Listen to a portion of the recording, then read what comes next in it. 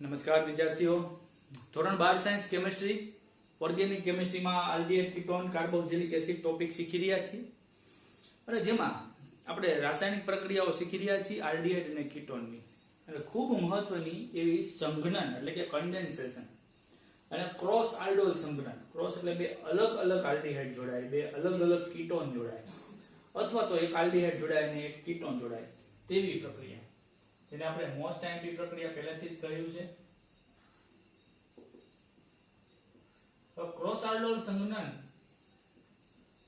અને આલ્ડોલ સંઘનન માં મહત્વપૂર્ણ વસ્તુ હતી આલ્ફા હાઇડ્રોજન, એટલે કે આલ્ફા કાર્બન પર આવેલો હાઇડ્રોજન અને એના કારણે થતી પ્રક્રિયા છે. આવું આપણે સ્પષ્ટીકરણ જોઈ ગયા. પણ આ ક્રોસ આલ્ડોલમાં એક પ્રક્રિયક પાસે આલ્ફા હાઇડ્રોજન હોય અને બીજા પ્રક્રિયક પાસે આલ્ફા હાઇડ્રોજન ન હોય, તેમ છતાં નિપજ બની શકે છે. એને આપણે એક્ઝામ્પલ જોયું છે, બે એક્ઝામ્પલ જોયા હતા. ફરી પાછું એક એક્ઝામ્પલ જોઈએ, આખું પ્યોર એરોમેટિક. દાખલા તરીકે બેન્ઝાલ્ડિહાઇડ લઈએ.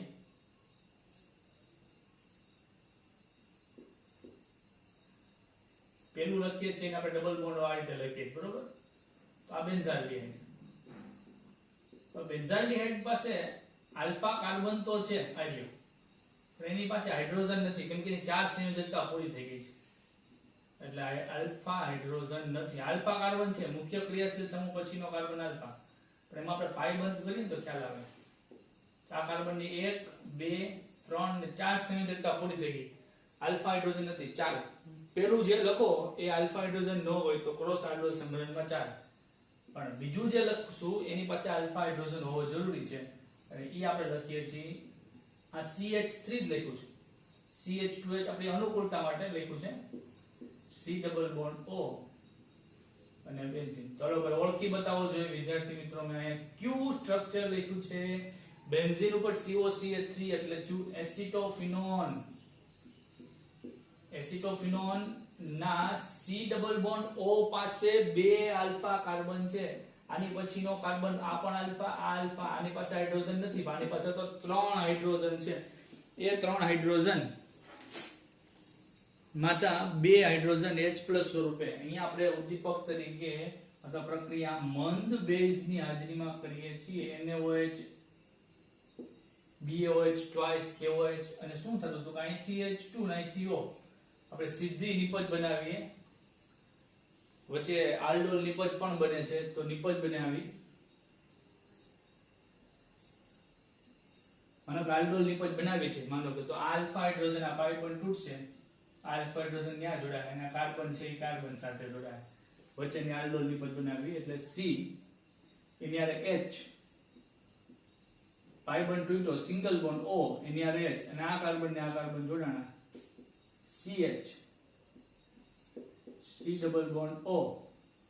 સોરી, અહીંથી એક હાઇડ્રોજન જ ગયો છે ને, એટલે CH2 હજી યથાવત છે, હજી પાણીનો અણુ દૂર નથી થયો. C ડબલ બોન્ડ O એટલે આપણે શોર્ટ મેથડ થી કરતા હતા ને,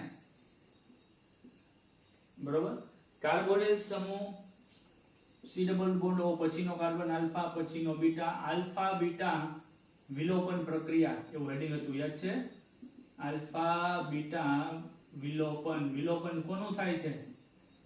પાણીનું વિલોપન થાય છે, H2O. એટલે કેવી નિપજ મળે? આવી બને. કેવી બને? આવી નિપજ બને. CH, ત્યાંથી OH ગયો એટલે સંયોજકતા ખાલી, અહીંથી H ગયો એટલે સંયોજકતા ખાલી. બંને વાતો કરે કે ભાઈ લુકેજ થઈ ગયા છે, તો હાલને ડબલ બોન્ડ બનાવીએ. એમ કરીને ડબલ બોન્ડ બનાવે. C double bond O. અહીંથી તમે સીધું પાણીનો અણુ ઉપાડી લો, H2O, એટલે આ નિપજ બને. હવે ઈ જ કરતા હતા ને આપણે, H2O CH double bond CH, CH double bond CH. અને C ડબલ બોન્ડ મુખ્ય ક્રિયાશીલ સમૂહને ઓછામાં ઓછો નંબર 1 આપી દઈએ. મુખ્ય 3 કાર્બન, પાછો કીટોન એટલે પ્રોપેન, 1 ઓન. એમાં બીજા નંબરના કાર્બન ઉપર દ્વિબંધ એટલે પ્રોપ કરવું પડશે. Prop 2 in. ઇને ખોડો, પેલા નંબરના કાર્બન ઉપર ઓન જોડો. 1 ઓન ન લખો અને ઇન વત્તા ઓન, ઇનોન કરી નાખો તોય ચાલે. અને પેલા અને ત્રીજા ઉપર ફિનાઇલ રિંગ નો 1 3 બે વખત છે એટલે ડાયફિનાઇલ. 1,3 ડાયફિનાઇલ. prop 2 in 1 on. મેં તમને હોમવર્ક આપ્યું તમે કયું બને છે શોર્ટેસ્ટ વેમાં. જ્યારે બંને જો આની પાસે આલ્ફા હાઇડ્રોજન હતો, આલ્ફા હાઇડ્રોજન છે, આલ્ફા નહોતો, બંને પાસે આલ્ફા હાઇડ્રોજન હોય તો 4 નિપજ મળે, બરોબર. 2 આલ્ડોલ સંઘનન અને 2 ક્રોસ આલ્ડોલ સંઘનન. તો આ વસ્તુ આપણે જોઈ ગયા હતા, એની એ વસ્તુ છે. પછી જેની પાસે આલ્ફા હાઇડ્રોજન નથી એ લોકોએ પ્રક્રિયકોએ બળવો પકડ્યો, એને વિરોધ કર્યો, વિરોધ પક્ષમાં જોડાઈ ગયા કે ભાઈ અમારી પાસે આલ્ફા હાઇડ્રોજન નથી. કોણ કોણ હતા એવા? એક તો ફોર્માલ્ડિહાઇડ હતો, આલ્ફા કાર્બન જ નથી, લુકેશ આલ્ફા હાઇડ્રોજન ની ક્યાં વાત કરવી. પછી બેન્ઝાલ્ડિહાઇડ, આલ્ફા કાર્બન છે પણ એ આલ્ફા કાર્બન લુકેશ એટલે કે એની પાસે ચોથી પાંચમી સંયોજકતા હોય જ નહીં, એટલે હાઇડ્રોજન જ ન હોય. અને બીજું હતું બેન્ઝોફિનોન, C6H5 C ડબલ બોન્ડ હોય, બેન્ઝીન રિંગ દોરતા. આ બાજુ આલ્ફા, બબ્બે આલ્ફા કાર્બન પણ બે લુકેશ એટલે કે હાઇડ્રોજન જ નથી. એટલે એને બળવો પકડ્યો કે ભાઈ અમારી પાસે માન્યું, ખાસ કરીને આ જે ફોર્માલ્ડિહાઇડ છે અને બેન્ઝાલ્ડિહાઇડ, એમાં શું છે પ્રતિક્રિયાત્મકતાનો ક્રમ જોઈ ગયા હતા. એમાં ફોર્માલ્ડિહાઇડની પ્રતિક્રિયાત્મકતા બહુ વધારે, થોડુંક આમ અભિમાન હોય કે જોયું અમારી પ્રતિક્રિયાત્મકતા સૌથી વધારે. હું કામ? કેમ કે બહુ સિમ્પલ વસ્તુ છે કે C ડબલ બોન્ડ છે અને અહીંયા હાઇડ્રોજન છે, આ ગિંગોડિયા જેવા હાઇડ્રોજન ગમે અહીંયા પાઇબંધ તોડે, કઈ નડવાના તો છે નહીં. એટલે ફોર્માલ્ડિહાઇડ રાસાયણિક પ્રક્રિયા બહુ ઝડપી કરતા હતા. પણ જ્યારે આલ્ડોલ સંઘનનમાં એને હાવ નાઈટ બાર જ કાઢી નાખવામાં આવ્યો એટલે વાંધો પડવાનો જ છે.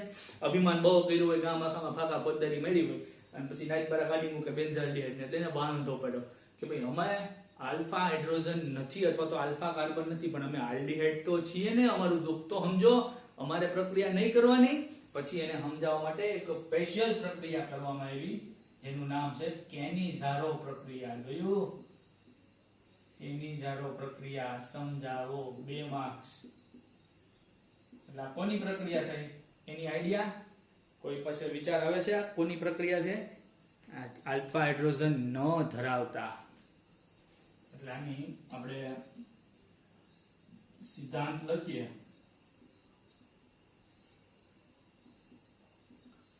આલ્ફા હાઇડ્રોજન ન ધરાવતા આલ્ડીહાઇડની, આલ્ડીહાઇડ કે કીટોન ને અહીંયા મંદ બેઝ લેતા હતા ને, અહીંયા 50% સાંદ્ર બેઝ લેવાનું છે. કેટલું? 50% સાંદ્ર બેઝ. કયું બેઝ? NaOH અથવા તો KOH વડે વિસમીકરણ પ્રક્રિયા. નવો શબ્દ આવ્યો, ના રે ના, નવો કાંઈ નથી, જૂનો 11મું હરખું ભણ્યા હોય તો આવી ગયું. વિસમીકરણ પ્રક્રિયાથી વિસમીકરણ P વિભાગના તત્વોમાં આવી ગયું કે એકનું એક તત્વ બંને પ્રકારની પ્રક્રિયા અનુભવે, એટલે કે ઓક્સિડેશન પણ અનુભવે અને રિડક્શન પણ અનુભવે, તો એને વિસમીકરણ પ્રક્રિયા કહેવાય. વિસમીકરણ પ્રક્રિયાથી આલ્કોહોલ અને કાર્બોક્સિલિક એસિડ, આલ્ડીહાઇડમાંથી આલ્કોહોલ અને કાર્બોક્સિલિક એસિડ બનવાની પ્રક્રિયાને શું કહેશું? કેનિઝારો.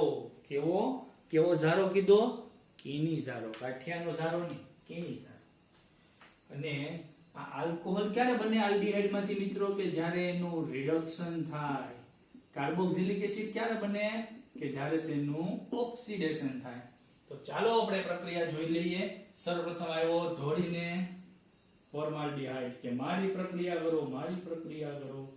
આ લે તારી પ્રક્રિયા. બસ બળ નામ હું રાખ્યા તો કે મારું નામ સામાન્ય છે ફોર્માલ્ડિહાઇડ.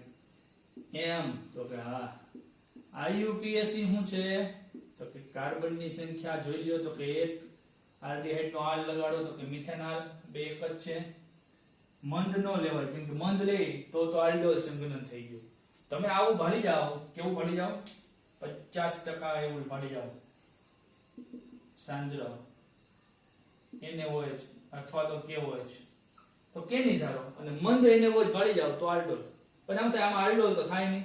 આલ્ફા હાઇડ્રોજન ની, આલ્ફા કાર્બન જ નથી, સખત લુકેશ છે, સખત. એટલે આલ્ફા કાર્બન જ નથી. તો એમાં આ જે NaOH છે ને 50% તો પાણી છે, એમાં પાણી છે ને એ વપરાય છે. ખરેખર તમે આમ જોવા જાઓ તો પાણી વપરાય. માનો કે પહેલા અણુનું આપણે અહીંયા રિડક્શન કરીએ એટલે ફાઈબર તૂટે. અહીંયા હાઇડ્રોજન ને અહીંયા હાઇડ્રોજન, પાણીના બે હાઇડ્રોજન વપરાણા દીકતા તો શું બન્યું CH3 single bond OH, CH3OH reduction થી શું બન્યું આલ્કોહોલ બન્યું. એટલે પહેલા એક અણુનું ફોર્માલ્ડિહાઇડ ના એક અણુનું રિડક્શન થયું. કેમ ખબર પડે રિડક્શન થયું તો કે હાઇડ્રોજન ઉમેરાણા, હાઇડ્રોજન નો ઉમેરો એટલે રિડક્શન. બીજો જે અણુ બન્યો મિથેનોલ, આનું ઓક્સિડેશન થાય. જે આ જે ઓક્સિજન જોઈ રહ્યા છો ને ઈ ઓક્સિજન અહીંયા જોડાઈ જાય એટલે H નું રૂપાંતર થઈ જાય OH માં, H નું રૂપાંતર થઈ જાય OH માં એટલે આવું બને H C double bond O OH એટલે એસિડ બન્યો ફોર્મિક એસિડ. પરંતુ જેવો એસિડ બને, કેવો એસિડ બને, જેવો એસિડ બને એવો આ NaOH કે હું બેઝ છું, આ કે હું એસિડ છું તો કે લાઈ H આ OH આપે, પાણી બની ગયું, કોપરાનું પાછું બની ગયું, અહીંથી H+ ઉત્પન્ન થયો એટલે O- અને આની પાસે જોડાણો Na+, તો ક્ષાર બન્યો, સોડિયમ ક્ષાર.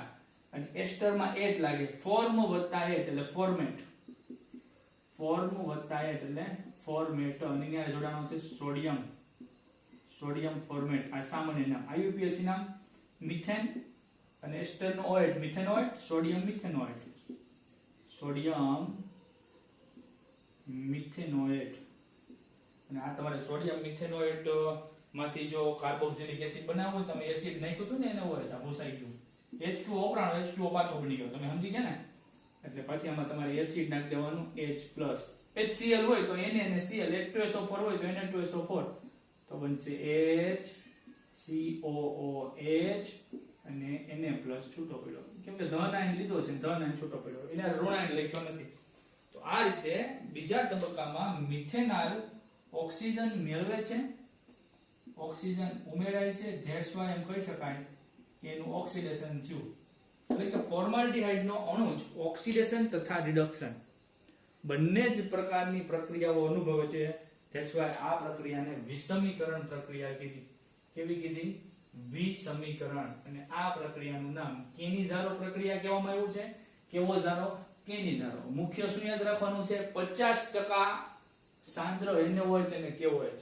અને કોનું? તો કે જે નાઇટ બારા ગરીબ છે ફોર્માલ્ડિહાઇડ ને બેન્ઝાલ્ડિહાઇડ કે જેઓની પાસે આલ્ફા હાઇડ્રોજન નથી, આલ્ફા કાર્બન છે તેમ છતાં આલ્ફા હાઇડ્રોજન નથી, તેની પ્રક્રિયા. તો હજી બેન્ઝાલ્ડિહાઇડ કે મારો વારો, તારો વારો લઈ લે ભાઈ બેન્ઝાલ્ડિહાઇડ, બરોબર. બેન્ઝીન ઉપર C ડબલ બોન્ડ OH, સામાન્ય નામ ને IUPAC નામ બંને બેન્ઝાલ્ડિહાઇડ કીધું આપણે. ટેક્સ્ટ બુક વાળા તો આમ 2 મોલર લખી લે, પણ આપણે ટેક્સ્ટ બુક ની જેમ કરવા ન જવાય ને, ધોરું થઈ જાય, સમજાય કઈ નહીં. આમ તો ઘણાના મનમાં એવો ભાસ થઈ ગયો છે કે ભાઈ અમને સમજાતું જ નથી, એને સૃષ્ટિ ઉપરનું સત્ય સમજાઈ ગયું છે કે આપણે સાયન્સમાં ન આવીએ. અથવા તો બેન્ઝીન કાર્બાલ્ડિહાઇડ,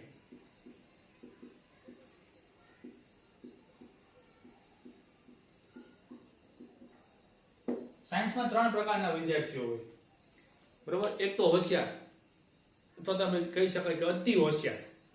અતિ હોશિયાર વિદ્યાર્થીઓ એટલે એને મૂળમાં આવડતું જ હોય, એને હિન્ટ જ આપવાની હોય, મને આ પ્રક્રિયા શીખવાડી ને આ મારે શીખવાડવી ન પડે, એ એને કારવાર કરી નાખે. બીજા આવતા હોય મારી જેવા ટાઈપના વિદ્યાર્થીઓ, એવરેજ વિદ્યાર્થી એઝ એ સ્ટુડન્ટ, કે જેને એવો ભાસ છે કે હું હોશિયાર છું, મને હતો હું હોશિયાર છું, એવો ભાસ હોય. ટકાવારી ન આવે, આવડે બધું, સમજે બધું, રેગ્યુલર લેક્ચર પડે, ખાલી ટકાવારી ન આવે. એટલે એને એમ જ હોય કે મારે 90% આવી જાય, હું નીટમાં સ્કોર કરી નાખી, હું ડોક્ટર થઈ જાય, પણ માર્ક્સ ન બને. અને માર્ક્સને આધારે એના એડમિશન જે સપના હોય ત્યાં ન જાય. અને ત્રીજું, જેને સૃષ્ટિ પરનું પરબ્રહ્મ સત્ય સમજાઈ ગયું કે આપણે ન હાલીએ તે ન ચાલીએ, એટલે એ થોડું ઘણું શીખતા હોય, પાસ થવા માટે પ્રયત્નો કરતા હોય, પછી શોર્ટકટ માર્ગો કરતા હોય, ચોરીના XYZ. તો આપણે જે હમણાં વાત કરતા હતા ને એવા લોકોની વાત કરતા. એટલે અતિ હોશિયાર વર્ગ છે એ 10% જ છે. મેં કીધું મારી જો એવરેજ વર્ગ તો 70% વર્ગ કે 80% વર્ગ એવો છે. વાહ જે 20% વર્ગ હોય ગયો ને એને સત્ય સમજાઈ ગયું કે આપણે હવે ન આવીએ, સાયન્સમાં રકાઈ ગયું છે, દાળ ગળતી નથી, એવા પાસે થઈ જાય પાછા. અને પાસ થઈ ગયા પછી અમને ખભે હાથ મૂકીને વાતે કરે, કેમ સાહેબ કે પાસ થઈ ગયા ને? અમે કે ભાઈ કોંગ્રેચ્યુલેશન, તારું ભવિષ્ય સારું જાય, અમને શું વાંધો હોય. પણ એ પૂલ પાડે, બીજું કઈ ન કરે, સમજ્યા? અને ડોક્ટર થયા હોય તો કોકને મારે, અને એવા ડોક્ટર ન થાય એ સારું. 50% કેવો હોય ભાળી જાવ એટલે કહી દેવાનું કે સાહેબ 50% એવો કેની ઝારો પ્રક્રિયા. એટલે મેં પેલા 50% ભાળી થોડો જવાબ દેવાનો હોય તો સાહેબ અહીંયા જોઈ લે ને એવું સંયોજન છે કેવું કે જેની પાસે આલ્ફા હાઇડ્રોજન નથી, બંનેમાંથી એક પણ જોડે આલ્ફા હાઇડ્રોજન નથી. તો સાહેબ આ કઈ પ્રક્રિયા હોય? તો સાચું. તો એકનું આપણે રિડક્શન કરીએ તો રિડક્શન કરવું એટલે શું? તો કે પાઈ બંધ તોડવો અને હાઇડ્રોજન જોડવો. ક્યાંથી આવશે? તો 50% પાણી નો હોય ત્યાંથી આવે ને, પાણીનો અણુ વપરાય છે પાછો મળી જાય છે, બરોબર. તો શું બનશે? તો કે બેન્ઝીન, આ કાર્બન H અને H આવ્યો એટલે CH2, ડબલ બોન્ડ માંથી સિંગલ બોન્ડ O એની હારે H, બેન્ઝીન ઉપર CH2 ને આપણે કહીએ છીએ benzyl, benzyl alcohol, benzyl alcohol. શું થયું? તો કશું નહીં થયું, અહીંયા માત્ર હાઇડ્રોજન નો ઉમેરો, બે હાઇડ્રોજન ઉમેરાયા. બે હાઇડ્રોજન ઉમેરાવાની ઘટનાને શું કીધી છે શાસ્ત્રમાં? રિડક્શન કહેવામાં આવ્યું છે. અને આ ઓક્સિજન અહીંયા જોડાય એટલે OH બને. જેવો OH બને એટલે એસિડ થઈ ગયો એટલે અહીંથી OH અને અહીંથી H, H2O અને આ K+ જોડાય એટલે બન્યું તો COOH, carbon C double bond O, O minus, કેમ કે અહીંયાથી H+ ભાગ્યો છે, અહીંયા આ OH બની ગયો, અહીંથી H અને અહીંથી OH એટલે પાણીનો અણુ દૂર થઈ ગયો, પાણીનો અણુ વપરાણો એ નીકળી ગયો એટલે હું પાણી વપરાણો છે એમ કહી શકાય. એની જગ્યાએ K+ જોડાઈ ગયું. ગયા વખતે આપણે એને OH લીધો હતો ને એટલે આ વખતે KOH લીધો એટલે બેન્ઝીન ઉપર COO, આમાં સમજો એસ્ટર નો OH અને બેન્ઝીન એટલે બેન્ઝોએટ, હાર્ડર પોટેશિયમ એટલે કે પોટેશિયમ બેન્ઝોએટ, પોટેશિયમ બેન્ઝોએટ. એમાંથી બેન્ઝોઇક એસિડ કેમ બનાવશું? તો કે પોટેશિયમ બેન્ઝોએટ આ બધું બેઝ હતું ને એટલે બન્યું, ક્ષાર એટલે બન્યો. કેમ કે એક તો એસિડ બન્યો અને એમાં બેઝ પડ્યો છે એટલે એસિડ બેઝ ભેગા થાય, કોઈને પૂછે નહીં હો, કોઈને ન પૂછે, સીધું તાત્કાલિક તટસ્થીકરણ કરી ક્ષાર અને પાણી બનાવી કાઢે. એટલે તમારે પછી આમાં HCl નાખવું પડે. માનો કે HCl નાખ્યું તો અહીંથી K, અહીંથી Cl, KCl એટલે બેન્ઝીન ઉપર COO અને અહીંયા H ત્યાં ગોઠવાઈ ગયો એટલે COOH, જેને કહેવામાં આવ્યું છે બેન્ઝોઇક એસિડ. શું કહેવામાં આવ્યું છે? Benzoic acid. તો આ કેની ઝારો પ્રક્રિયા હતી. બે પ્રક્રિયા, આમ જુઓ તો લખાણનો 1 માર્ક્સ, આનો 1 માર્ક્સ, ઓલાનો 1 માર્ક્સ. આ તો સમજાવવા માટે લાંબુ કર્યું, બાકી તમે જો કઈ લખશો નહીં, ટૂંકમાં બતાવી દેવો એમ કરો તો ટોટલ 3 માર્ક્સની પ્રક્રિયા છે. કેટલા માર્ક્સની પ્રક્રિયા છે? 3 માર્ક્સની. પછી આપણે રાસાયણિક પ્રક્રિયાનો લાસ્ટ ટોપિક કહી શકીએ તો ઇલેક્ટ્રોન અનુરાગી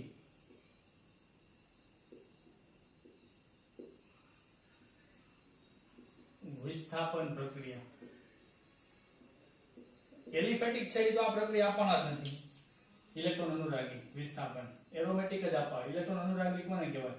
કે જેને ઇલેક્ટ્રોન એટલે કે ઋણ વીજભાર પ્રત્યે અનુરાગ એટલે કે આકર્ષણ છે. જેને ઇલેક્ટ્રોનના ઋણ ભાર પ્રત્યે આકર્ષણ છે, પોતે કેવો હોય? પોતે હોય ધનભારિત. અને આ પ્રક્રિયા આપણે અવારનવાર જોઈ ગયા છીએ કે પ્રક્રિયક તરીકે HNO3 વાપરો, તેમાંથી બને NO2+ અને OH- તો આ રહ્યો આપણો ઇલેક્ટ્રોફાઇલ, ધન વીજભારિત, પોતે ઋણ વીજભાર પ્રત્યે આકર્ષણ એટલે ઇલેક્ટ્રોન અનુરાગી. તો તમે H2SO4 પ્રક્રિયક તરીકે વાપરો તો અહીંયા બન્યો SO3H+ અને OH- આ બે જોડો એટલે H2SO4 થાય. તો આ રહ્યો આપણો ઇલેક્ટ્રોન અનુરાગી. માનો કે CH3Cl વાપર્યું છે તો બન્યો CH3+ અને Cl-. તો આ આલ્કાઇલેશન, આ બન્યો ઇલેક્ટ્રોન અનુરાગી. લોટ્સ ઓફ પ્રક્રિયા આપણે વારે ઘડીએ જોઈ ગયા છે. CH3COCl આમાંથી બન્યો CH3CO+ Cl- આ એસિટાઇલેશન. યાદ આવે છે બધું?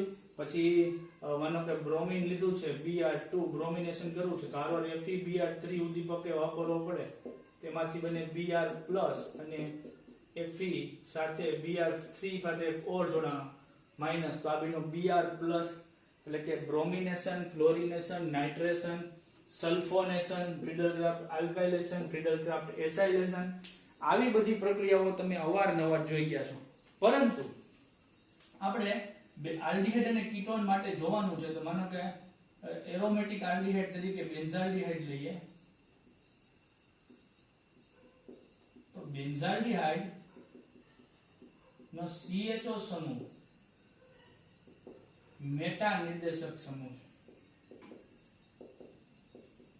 એટલે કે CHO સમૂહ છે ને એ બેન્ઝીન કેન્દ્ર તરફથી ઇલેક્ટ્રોન પોતાની તરફ આકર્ષે ઇલેક્ટ્રોન આકર્ષક સમૂહ છે એના કારણે શું થાય બેન્ઝીનના ઇલેક્ટ્રોન યુગ્મ પોતાની તરફ આકર્ષે એના કારણે માનો કે આ સહ હું સ્ટાર્ટ કરું તો આ ઇલેક્ટ્રોન યુગ્મ અહીંયા આકર્ષ્યું તો C ડબલ બોન્ડ O જે હોય H એનો એક ઇલેક્ટ્રોન યુગ્મ અહીંયા જાય એટલે O ઉપર ઇલેક્ટ્રોન યુગ્મ ગયું એટલે O માઈનસ અને પાઈ બંધના ઇલેક્ટ્રોન અહીંયા આવે એટલે ડબલ બોન્ડ બન્યા એના કારણે શું થાય તો આ ઇલેક્ટ્રોન યુગ્મ અહીંયા આવે એટલે ઓર્થો સ્થાન છે ધનભારિત બને શું બને ઓર્થો સ્થાન ધનભારિત તો કાંઈ નથી જુઓ આ ઇલેક્ટ્રોન યુગ્મ અહીંયા ગયું અને આ ડબલ બોન્ડ નું ઇલેક્ટ્રોન યુગ્મ અહીંયા ગયું એટલે ઇન શોર્ટ તમે કહી શકો કે અહીંયા જે બે ઇલેક્ટ્રોન નો બંધ હતો ને એ અહીંયા ગયો ને અહીંયા ગયો એટલે ડાયરેક્ટલી એમ વિચારો તો એ અહીંયા પહોંચી ગયો એમ વિચારી શકાય એ ગયું છે અહીંયા એના ધક્કાથી અહીંયા ડબલ બોન્ડ હતા એ તૂટ્યા પણ ગયું છે અહીંયા પછી સહસ્પંદન સ્ટાર્ટ થાય આવું તો આમાં હોય ને આ બધું સમજાવે એવો છું કેમ કે મોટા ભાગને આવડતું ન હોય ઓર્ગેનિક એ બધાને થોડું આવડે ભાઈ અને અહીંયા ઋણ વીજભાર યથાવત આ પાઈ ઇલેક્ટ્રોન અહીંયા મેટા પેરા સ્થાને ધન વીજભાર ગયો બરોબર પછી આ ઇલેક્ટ્રોન યુગમાં અહીંયા એવું હું તમને સમજાવું છું શા માટે આવું થાય છે નકર પછી ભણી લીધા પછી તમારા મનમાં સવાલ ઉત્પન્ન થાય ને આપણે કઈ હાજર તો છીએ નહીં પછી આ ઇલેક્ટ્રોન યુગમાં પાછું અહીંયા પાછું અહીંયા પેલા અને છેલ્લા બંધારણમાં શું ફેર પડ્યો તમે જો માત્ર પાઈ બંધના સ્થાન બદલા સિંગલ બોન્ડ પાછો કેમ કે ઇલેક્ટ્રોન યુગમાં અહીંયા એવું ધન વીજભારે વયો ગયો સી આ ઇલેક્ટ્રોન યુગમાં અહીંયા એવું ડબલ બોન્ડ O H આ છેલ્લું બંધારણ ને પેલા બંધારણમાં પાઈ બંધના સ્થાન બદલા એ દરમિયાન આ બંધારણ નંબર 2 બંધારણ નંબર 3 અને બંધારણ નંબર 4 માં નજર કરો તો ધન વીજભાર ઓર્થો સ્થાને પેરા સ્થાને અને ઓર્થો ડેશ સ્થાને થાય અને આપણે ઇલેક્ટ્રોન અનુરાગી પોતે ધન વીજભારિત છે બધા આવા ધન વીજભારિત ઇલેક્ટ્રોન અનુરાગી જ્યારે બેન્ઝાલ્ડિહાઇડ ની નજીક આવે એ કે હું છે પણ એ કે પણ ધન વીજભાર છે ધન વીજભાર વચ્ચે અપાકર્ષણ ભાગે એ કરતા ભાગે જેવો નજીક આવે ભાગે જેવો નજીક આવે ભાગે એનો અર્થ એમ ટેક્સ્ટ બુકમાં શબ્દ છે કે બેન્ઝાલ્ડિહાઇડ માં રહેલો CHO સમૂહ બેન્ઝીન કેન્દ્રને અક્રિયાકારક બનાવે છે હવે આ એક શબ્દ સમજવા હાટુ મારે ઓલું બધું કેવું પડ્યું અને આ બધું કેવું પડ્યું અને એ ધન વીજભારિત ઇલેક્ટ્રોન અનુરાગી અહીંયા આવે એટલે ભાગે અને અહીંયા આવે તો કઈ મતલબ રહેતો નથી અને એ ઓર્થો પેરા કે ઓર્થો સ્થાને તો જાશે જ નહીં મેટા સ્થાન તમે જો તો દર વખતે મેટા સ્થાન ખાલી પડ્યા છે અહીંયા નાઇટ્રોજન એટલે પ્રબળ પરિસ્થિતિમાં કેમ કે અક્રિયાકારક તો બનાવે છે એટલે કે પ્રક્રિયા ન કરે તેવું પ્રબળ પરિસ્થિતિમાં એ ધન વીજભારિત નાઇટ્રો સમૂહ સલ્ફો સમૂહ મિથાઇલ સમૂહ કે કોઈ પણ સમૂહ એ ઓર્થો અને પેરા સ્થાને જઈ અને પ્રક્રિયા કરી શકે અને મેટા નિર્દેશક બનાવે ધેટ્સ વાય આ ચેપ્ટરમાં રહેલા CHO સમૂહ કે પછી કીટોન સમૂહ એ ઓર્થો પેરા નિર્દેશક ન હોતા કેવા છે મેટા નિર્દેશક કેમ કે ઓર્થો અને પેરા સ્થાન તો ધન વીજભાર લઈને બેઠું છે ને આ ધન વીજભાર અપાકર્ષણ જ થવાનું તો ચાલો હવે આપણે ટેક્સ્ટ બુકમાં જે પ્રક્રિયા આપી છે એ શીખવાનો પ્રયત્ન કરીએ એટલે CHO સમૂહ મેટા નિર્દેશક છે તો નવા આવતા ક્રિયાશીલ સમૂહને એમ કહે કે ઓય મેટા સ્થાને જા આ બેન્ઝાલ્ડિહાઇડ આપણે કરીએ નાઇટ્રેશન માનો કે નાઇટ્રેશન કરવું હોય તો અવારનવાર આપણે નાઇટ્રેશન કર્યું છે કેટલીક વાર અવારનવાર અને ન વાર અને આની માટે આપણે સાંદ્ર H2SO4 નો ઉપયોગ કરીએ છીએ ઉદ્દીપક તરીકે અને ભેજ શોષક તરીકે એટલે ભેજ શોષવા માટે અને મેટા સ્થાને રહેલા હાઇડ્રોજન ને હાકી કાઢે આ OH એની સાથે જોડાય એટલે H2O અને નાઇટ્રો સમૂહ મેટા સ્થાને જોડાય એટલે એમ કહેશું મેટા નાઇટ્રો બેન્ઝાલ્ડિહાઇડ બરોબર અને હું કહેશું મેટા નાઇટ્રો બેન્ઝાલ્ડિહાઇડ અથવા IUPAC નામ આપવું તો આ CHO વાળા કાર્બન ને પેલો આને પેલોનો બનાવવો ચક્રનો ભાગ નથી એટલે તો 3 નાઇટ્રો બેન્ઝીન કાર્બાલ્ડિહાઇડ તમે લખી લેજો મને આવે છે આળસ બસ એને એટલું જ આપ્યું છે પણ આપણે એક્સ્ટ્રા પ્રક્રિયા શીખીએ સલ્ફોનેશન કરીએ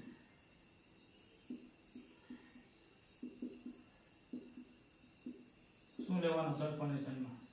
સાંદ્ર H2SO4 મેટા સ્થાનેથી H અને સલ્ફોનેશનમાંથી ઉત્પન્ન થયેલો OH H2 અહીં તાપમાન નીચું રાખવામાં આવ્યું છે જો 273 થી 278 CHO અને SO3H સમૂહ મેટા સ્થાને ગોઠવાય એટલે આપણે એને કહીશું મેટા સલ્ફો SO3H સલ્ફો સમૂહ બેન્ઝાલ્ડિહાઇડ. તો સલ્ફોનિક એસિડ સમૂહ છે તો હું લખું આનું હું લખું બેન્ઝીન સલ્ફોનિક બેન્ઝીન ઉપર SO3H તો સલ્ફોનિક એસિડ થાય બેન્ઝીન સલ્ફોનિક એસિડ તો આનું હું લખું મૂળ સંયોજન બેન્ઝાલ્ડિહાઇડ છે એટલે આને સલ્ફો કેવું પડ્યું. બસ એવી જ પ્રક્રિયા આપણે જ્યારે કીટોન એરોમેટિક કીટોન માટે જોઈએ એટલે એને કઈ ખોટું ન લાગે. અને એરોમેટિક કીટોન છે એસિટોફિનોલ આ પણ આ જ પ્રક્રિયા કરે બેન્ઝીન ઉપર COCH3 કાંઈક આવું જ થાય એસિટોફિનોન. માનો કે નાઇટ્રેશન તમે કરી લેજો બરોબર મેટા નાઇટ્રો હું અહીંયા કરું ક્લોરિનેશન એટલે Cl2 તો ઉદ્દીપક તરીકે વાપરો આપણે FeCl3 કેમ Br2 માં FeBr3 અને ગરમ કરો એટલે Cl+ ને Cl- Cl+ મેટા સ્થાને રહેલા હાઇડ્રોજનને વિસ્થાપિત કરે એટલે Cl- અને H+ ત્યાં અને Cl+ એની બદલે ગોઠવાઈ ગયો એટલે COCH3 એટલે કે એસિટોફિનોન ના મેટા સ્થાને ક્લોરીન એટલે કે શું આપણે મેટા ક્લોરો એસિટોફિનોન. આ પ્રક્રિયા નહીં થાય એમાં એસાઇલેશન કેમ કે મોટો સમૂહ છે ને. સલ્ફોનેશન કરીએ ફરી પાછું બ્રોમિનેશન પણ કરી શકાય. સલ્ફોનેશનમાં શું વાપરવાનું છે H2SO4 વાપરવાનું છે ગરમ કરવાનું એટલે એમાંથી SO3H અને OH- મેટા સ્થાનેથી H અને આમાંથી ઉત્પન્ન થયેલો OH પાણીનો અણુ દૂર થાય SO3H એટેક કરે પરાણે મળતો કેમ કે વર્તો સ્થાને પાછા સહસ્પંદનથી ધન વીજભાર આવતો જ હોય એટલે બીક લાગે તેમ છતાં ગોઠવાય. શું કહેશું મેટા સ્થાને અથવા ત્રીજા સ્થાને સલ્ફો સમૂહ કોના ત્રીજા સ્થાને કોના મેટા સ્થાને એસિટોફિનોનના. આપણે બધી જ રાસાયણિક પ્રક્રિયા શીખી લીધા છે. આપણે એસિટોફિનોને બનાવ્યું શેમાંથી બનાવ્યું જોવા મળજો બેન્ઝાલ્ડિહાઇડે બનાવ્યું શેમાંથી બનાવ્યું જોવા મળજો કેમ કે હવે પરિવર્તન સ્ટાર્ટ થાય કેમ કે એન્ડ આ છે અને સ્ટાર્ટ જે આનું બનાવટ છે એ છે વચમાં આ છે.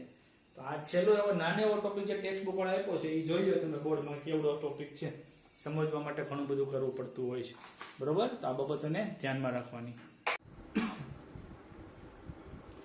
તો સાથે બધી રાસાયણિક પ્રક્રિયાઓ તો પૂરી થાય છે પણ રાસાયણિક પ્રક્રિયા બાદ લખાણ સંબંધિત પ્રશ્ન આવે છે પેજ નંબર 373 ઉપર જેમાં 12.4 આપણે જોઈ ચૂક્યા છીએ 12.5 આપણે જોઈએ.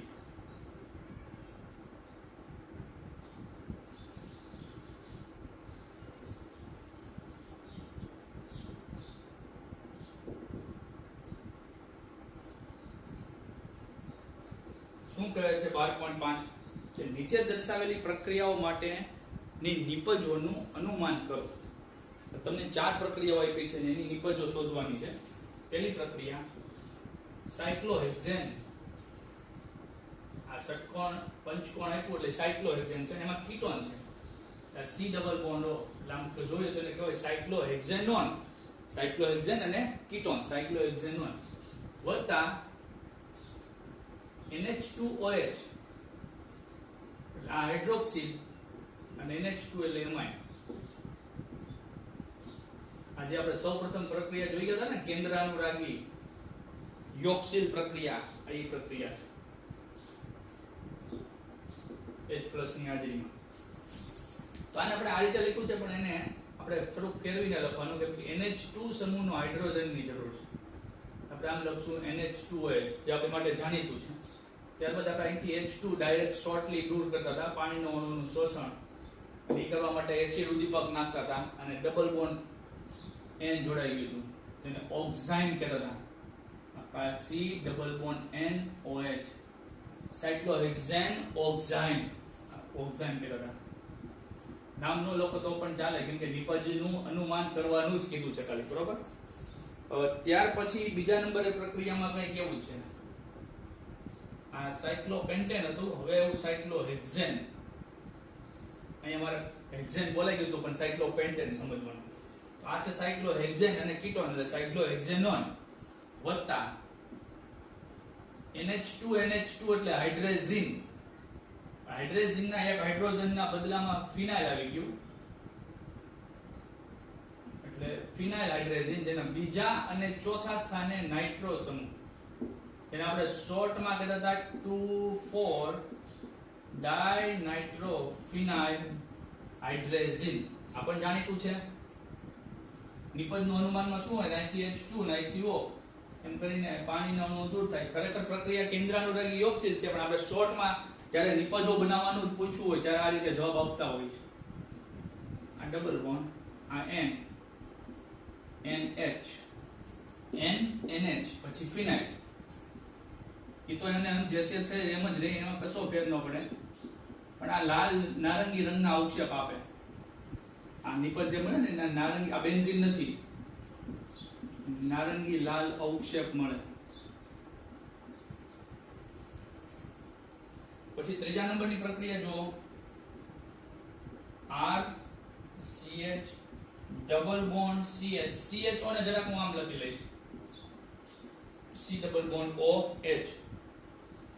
R નામનો કોઈ સમૂહ આલ્કાઇલ કેરાલ હોઈ શકે. કયો છે એ બહુ સ્પષ્ટતા કરીને કીધું નથી, પણ કોઈક એક સમૂહ છે ખરો. વત્તા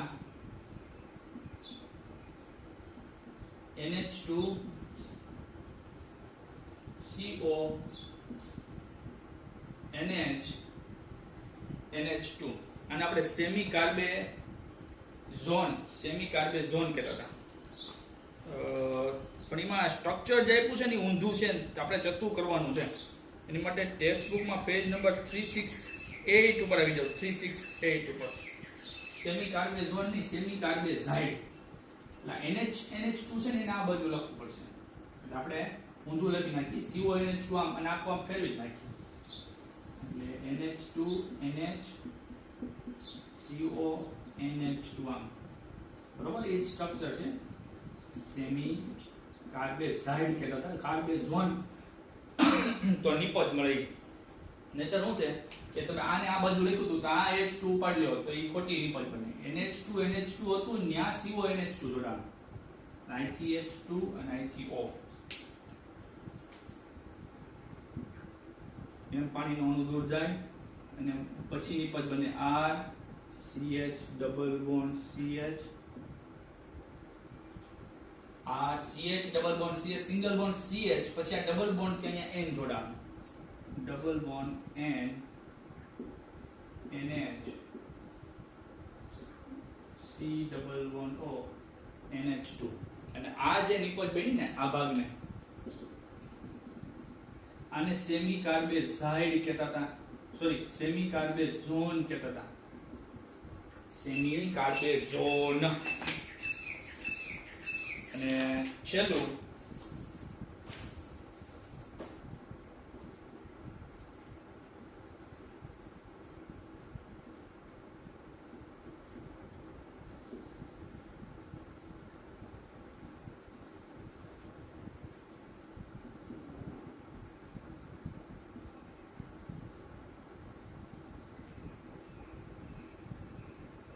CH3CH2 NH2 લખ્યું છે. બરોબર, એટલે મેં જરા ઊંધું લખી નાખ્યું, આપણી અનુકૂળતા અને આપણી જરૂરિયાત મુજબ લખ્યું. તમને ખબર હોય તો ને NH2R લખ્યું હતું, એમાં વિસ્થાપિત એમાઇન લખ્યો હતો. એમાં ઇથાઇલ સમૂહનું વિસ્થાપિત NH3 હોય ને એમોનિયા, એના હાઇડ્રોજનના બદલામાં ઇથાઇલ સમૂહ આવ્યો. બરોબર, એટલે ઇથાઇલ એમાઇન એવું કહી શકો તમે. સ્કીફનો બેઝ બનતો હતો, આ ઈ છે ઇથાઇલ એમાઇન. મેં તમને કીધું એટલે કોષ્ટક તમે જોઈ લો તો ઇથેન એમાઇન. અને આમાં પણ COCH3 ને આપણે આપણી અનુકૂળતા મુજબ C double bond O CH3. તો આ એસિટોફિનોન છે, NH2 અને અહીંથી O એટલે પાણીનો અણુ ગયો. બધી એક કોષ્ટક માલિક પ્રક્રિયા છે ને અઢળક રીતે પૂછાય છે. કન્સેપ્ટ આપણને ખબર પડી ગયો કે આમ કરવાનું છે, બાકી ગમે એ સંયોજન આપે શું ફેર પડે ભાઈ. CCH3 ડબલ બોન્ડ આ OH2 હોય ગયો ion, પછી CH2CH3. આને સ્કીફનો બેઝ કહેતા હતા. સ્કીફનો પ્રક્રિયા, સ્કીફનો બેઝ. બરોબર, આ લખાણ સંબંધિત પ્રશ્નો થયા. ત્યાર પછી નીચે નજર કરો તો આલ્ડીહાઇડ અને કીટોન સંયોજનોના ઉપયોગો આપ્યા છે. આલ્ડીહાઇડ કીટોન સંયોજનોના ઉપયોગ, એના સવાલ બનાવવાના છે તમારે. બરોબર, તો હું સવાલ તમને કહેતો જાઉં, તમે લખતા જાવ, એટલે ટુકડા ટુકડા સવાલ કરતા જવાના. સૌપ્રથમ સવાલ બનશે, એમાં લખ્યું છે રાસાયણિક ઉદ્યોગોમાં આલ્ડીહાઇડ અને કીટોન સંયોજનો અન્ય પદાર્થના સંશ્લેષણ માટે, જે આપણે અન્ય ઘણા બધા પદાર્થો બનાવ્યા, દ્રાવક તરીકે અને પ્રારંભિક પદાર્થો તરીકે, એટલે કે સ્ટાર્ટર તરીકે અને પ્રક્રિયક તરીકે ઉપયોગી છે. આલ્ડીહાઇડ અને કીટોનની એક સામાન્ય ઉપયોગો આપ્યા. એટલે પહેલો સવાલ લખો, આલ્ડીહાઇડ અને કીટોનના સામાન્ય ઉપયોગો જણાવો.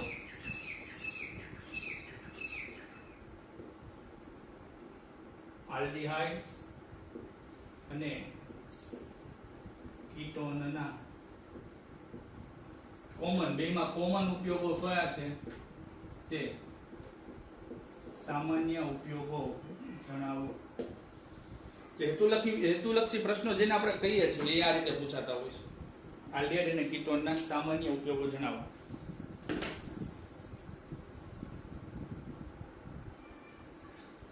એમાં તમારે લખવાનું છે આલ્ડીહાઇડ અને કીટોન નંબર 1 અન્ય પદાર્થોના સંશ્લેષણ માટે, દ્રાવકો તરીકે, પ્રારંભિક પદાર્થો અને પ્રક્રિયક તરીકે. બરોબર, પછી નંબર 2, ક્વેશ્ચન નંબર 2, ફોર્માલ્ડીહાઇડના ઉપયોગ જણાવો. ફોર્માલ્ડીહાઇડ અથવા તો સૂત્ર લખે HCHO અથવા તો એનું IUPAC નામ લખે મિથેનોલ ના ઉપયોગો જણાવો. બે માર્ક્સના કે એક માર્ક્સના હેતુલક્ષી પ્રશ્નો તરીકે. તો ત્યાં ફોર્માલ્ડીહાઇડ ફોર્મેલિન તરીકે જાણીતું દ્રાવણ બનાવવા માટે મુખ્ય વસ્તુ, તો અથવા તો બીજો સવાલ એમ કહી શકાય ફોર્મેલિન એટલે શું?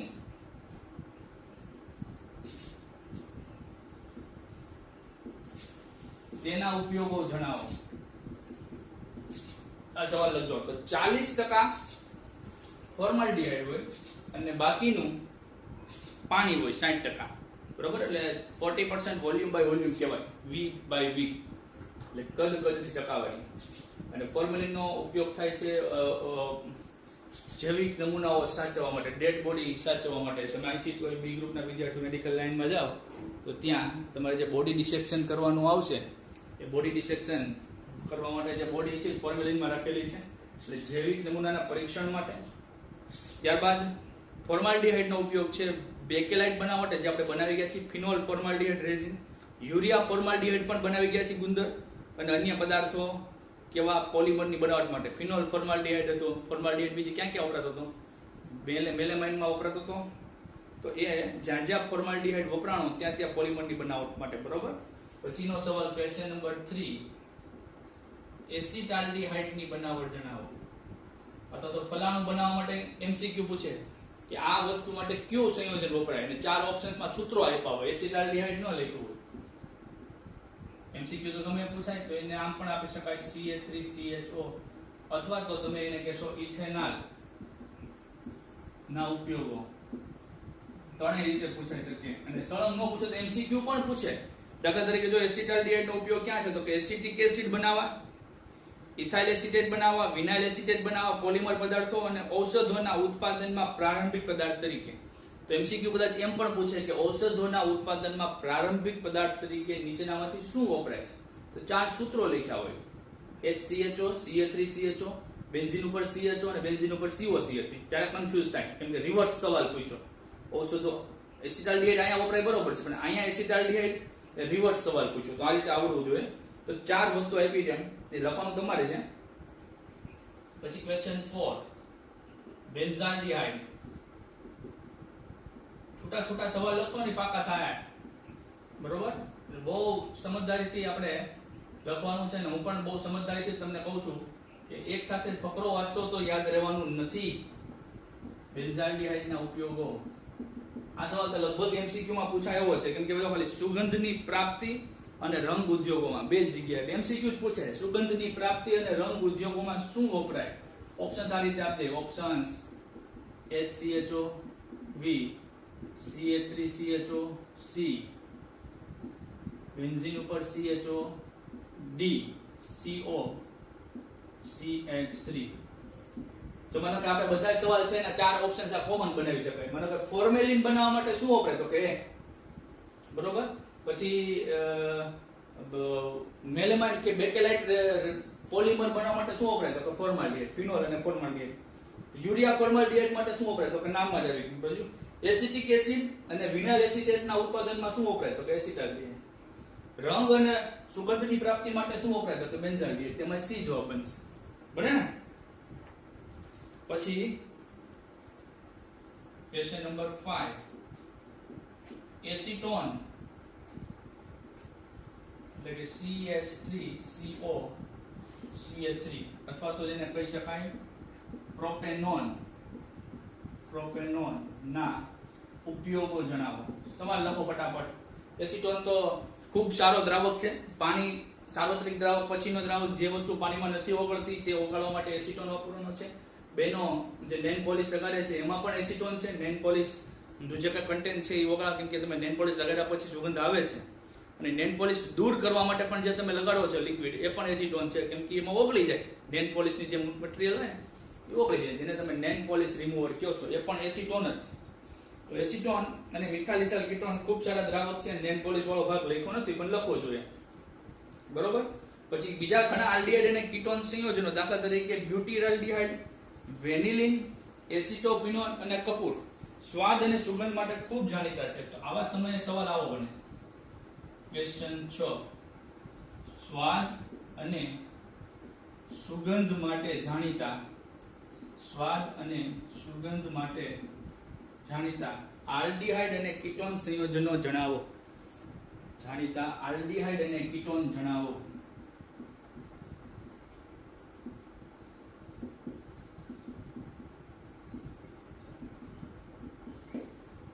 કોણ છે સ્વાદ અને સુગંધ માટે જાણીતા આલ્ડિહાઇડ અને કીટોન?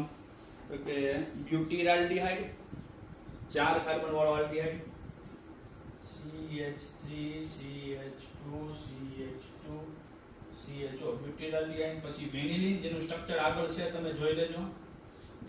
પછી એસિટોફિનોન એટલે બેન્ઝીન ઉપર COCH3.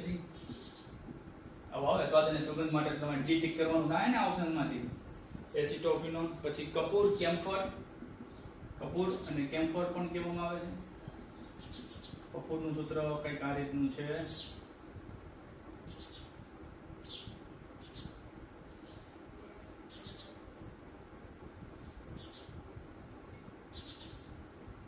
અહીંયા CH3, અહીંયા CH3, અહીંયા CH3, અહીંયા CH3. કપૂર છે 6 કાર્બન વાળું સંયોજન. તો સ્વાદ અને સુગંધ માટે જાણીતા આલ્ડિહાઇડ અને કીટોનમાં 4 સંયોજનો. તો આ સવાલમાંથી MCQ પૂછાવાની સંભાવના છે અને MCQ જ પૂછાય. બરોબર. તો આ રીતે તમારે પાકું કરવાનું છે. મેં તમને ટ્રીક ટેકનિક યાદ કે લોંગ ટર્મ માટે રહી કઈ રીતે વાંચવાનું એ પણ મેં તમને સમજાવ્યું કે સવાલ કઈ રીતે પૂછાય અને ટ્વિસ્ટ કરે તો પણ તમને પ્રોબ્લેમ ન પડવો જોઈએ એવો પણ મેં તમારો પ્રયાસ કર્યો. આજે આપણે એટલું રાખીએ. આવતા વિડિયો લેક્ચરમાં આપણે અત્યાર સુધી જે કંઈ શીખ્યા આલ્ડિહાઇડની બનાવટ, કીટોનની બનાવટથી રાસાયણિક પ્રક્રિયા સુધી એને ભેગું કરીને ઘણા બધા પરિવર્તનો કરીશું અને ઘણા બધા પરિવર્તન હોમવર્કમાં આપીશું. ત્યાં સુધી મહેનત કરતા રહ્યો, રિવિઝન કરતા રહ્યો, શીખતા રહ્યો. ધન્યવાદ. વસ્તુ આભાર.